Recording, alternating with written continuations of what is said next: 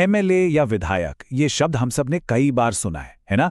पर आखिर इनका असली काम क्या होता है? तो आज हम यही समझने वाले हैं कि एक विधायक कौन है, उनकी शक्तियां क्या हैं और वो कैसे पूरी की पूरी राज्य सरकार को चलाने में मदद करते हैं।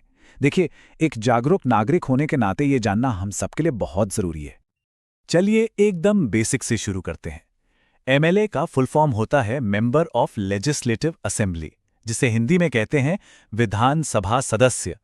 तो नाम से ही साफ है, ये वो लोग हैं जो राज्य की विधानसभा यानी लेजिस्लेटिव असेंबली में हमारी बात रखते हैं, हमारी आवाज बनते हैं। और हाँ, ये कोई छोटा मोटा पद नहीं है। जरा इस नंबर पर गौर कीजिए। पूरे भारत में सारे राज्यों और केंद्र शासित प्रदेशों को मिला दें तो लगभग 4120 विधायक हैं। ये संख्या ही बताती है कि हमारे लोकतंत्र की जड़ें कितनी मजबूत हैं और ये प्रतिनिधि कितने अहम हैं। तो सवाल यह है कि विधायक कौन बनता है? देखिए, एक विधायक को किसी खास चुनावी इलाके के लोग, जिसे हम कॉन्स्टिट्यूएंसी कहते हैं, सीधे वोट देकर चुनते हैं।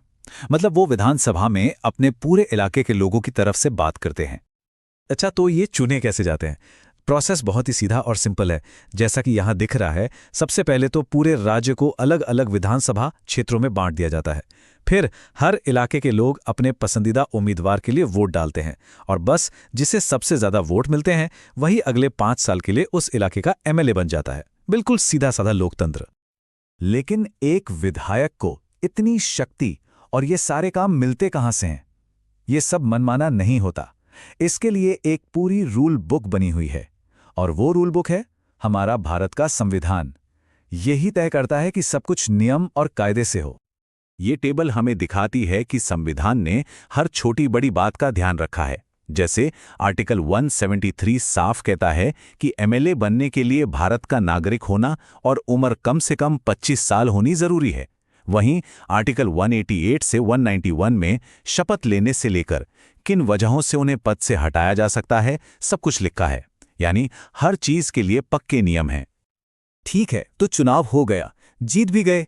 अब एक विधायक असल में करते क्या हैं? चलिए अब उनकी सबसे मुख्य जिम्मेदारियों पर एक नजर डालते हैं। मोटे तौर पे देखें तो एक एमएलए के 4 सबसे बड़े काम होते हैं। पहला, विधायी काम, मतलब राज्य के लिए कानून बनाना या पुराने कानूनों में बदलाव करना। दूसरा, वित्तीय काम, यानी राज्य का बजट पास करना और खर्च पर नजर रखना। तीसरा है सरकार से सवाल जवाब करना, मंत्रियों के काम की निगरानी करना। और चौथा, जो शायद सबसे जरूरी है, वो है लोगों की सेवा। अपने इलाके में सड़कें, स्कूल, अस्पताल जैसी जरूरी सुविधाओं का ध्यान रखना। जाहिर है, इतने बड़े पद के साथ कुछ सैलरी और सुविधाएं भी मिलती हैं। वैसे तो ये हर राज्य में अलग अलग होती है, लेकिन आमतौर पर एक विधायक को सारे भत्ते मिलाकर महीने का करीब 1 लाख से 2.5 लाख रुपए तक मिल सकता है। इसके अलावा रहने के लिए घर, गाड़ी और यात्रा के लिए भी अलाउंस दिए जाते हैं। अब यहां से मामला और भी दिलचस्प हो जाता है। ये एक एक विधायक मिलकर पूरी की पूरी राज्य सरकार कैसे बना लेते हैं।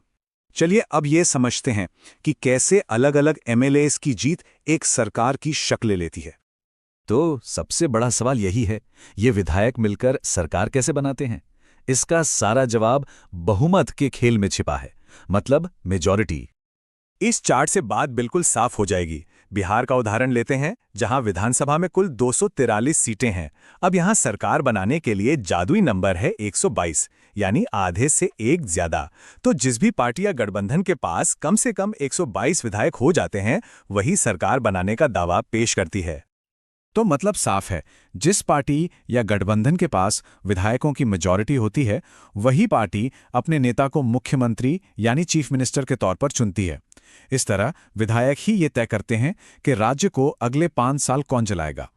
तो ये सारी बातें हमें एक बहुत ही जरूरी मुद्दे पर लाती हैं, एक आम नागरिक की आवाज और उनके चुने हुए विधायक के बीच का रिश्ता।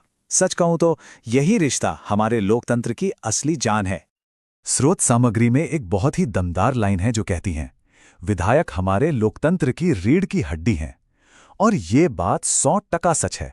यही वो लोग हैं जो जमीनी स्तर पर लोकतंत्र को जिंदा और मजबूत रखते हैं। तो इस पूरी बातचीत का निचोड़ क्या है? सार ये है कि विधायक ही जनता और सरकार के बीच की सबसे सीधी कड़ी है। वो हमारे गली मोहल्ले के मुद्दों को विधानसभा तक ले जाते हैं। उनके एक एक फैसले से पूरे राज्य का भविष्य तय होता है। इसलिए एक विधायक को चुनना सिर्फ वोट डालना नहीं है, यह अपने इलाके के लिए, अपने भविष्य के लिए एक आवाज को चुनना है। और आखिर में एक सवाल जो हम सबको खुद से पूछना चाहिए, क्या हमारे चुने हुए विधायक सच में हमारे इलाके की आवाज हैं? इस पे सोचना और अपने वोट की ताकत का सही इस्तेमाल करना एक जिम्मेदार नागरिक होने के नाते हम सब पर निर्भर करता है।